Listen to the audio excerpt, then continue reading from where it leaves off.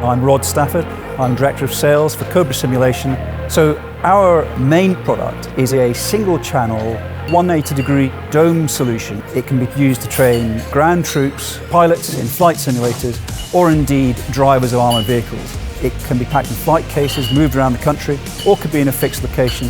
I mean, our typical customers, they're training artillery observers who are in an overwatch position over a target, and they need to be able to call in fire. The second customer set is typical aviation users, where the dome can actually wrap around the cockpit of the plane and allow the pilot a full 180-degree field of view without having to have a very large dome encompassing the whole aircraft. A much more affordable and practical solution. So today, Cobra Simulation are exhibiting at MilSim, CEE.